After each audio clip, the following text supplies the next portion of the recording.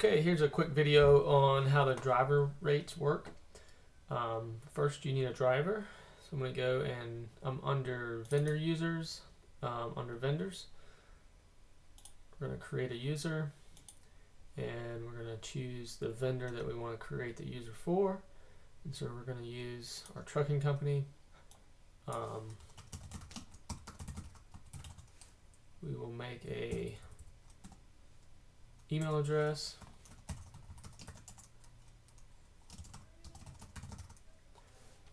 And then make them a driver. And once we have the driver created, we're going to go under distributions. And so there's a lot of documentation that you could read here, but basically what we're doing this is for the driver report, and the what we're trying to figure out here is how do we want to generate the driver pay. Is it going to be based off of the trucking expense? So if the trucking company for the load gets paid, let's just say the total is $300, whatever variation you use to get to that $300, there's a lot of different methods. But let's just say it's $300 and maybe your driver gets 10% of that $300. So that's what you would put in. Now there's some minimums and stuff like that here. You can read more about that under the documentation. But then there's another way also where you can use driver rates. So let's try that out. We're going to use the driver rate, and let's say our driver is going to get 30% of this rate. Okay, so these rates are defined based on the job and the destination. And we're going to go and create a couple of those rates. You're going to find them under products. And so for each job and for each destination, you should have driver rates. And we can go and look and see that we have 2 listed here already. I'll just delete these just to be sure, or just to do them over. So see, we have 2 options here. Let's do a $300 rate. And then we'll do one for the other other destination, and we'll do a $400 rate. Okay, you also can get to your rates from, let's say we're going to add a product, and notice there's nothing under driver rate here, but if we select a destination, then we'll get the form.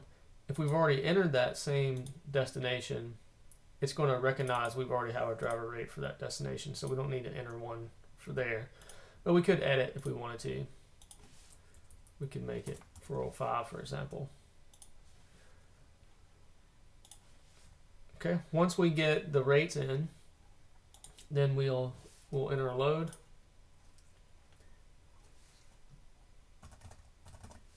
Enter the scale ticket. We'll enter some tons.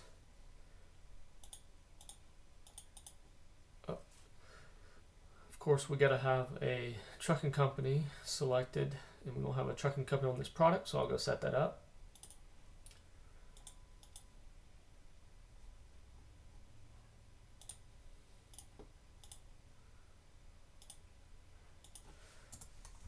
Let's just say we want to do 15 cents per mile per ton.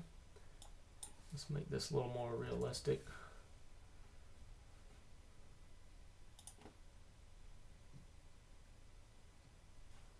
Okay, now if we go back and wrong page, go back and refresh our page.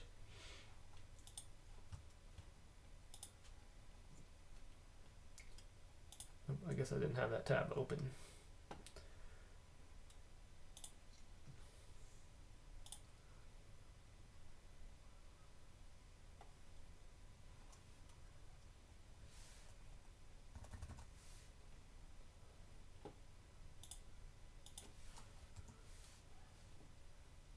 Here we got to choose our trucking company, and then we can choose our driver, and that's selected.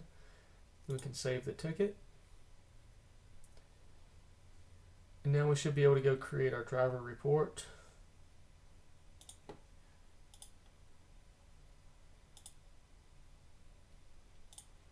Let's just double check. We need a delivery date on that ticket. We'll go back this way.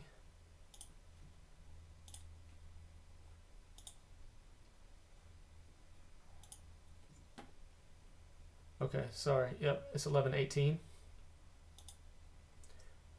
So our delivery date is the 18th, so we'll just run the report for that day.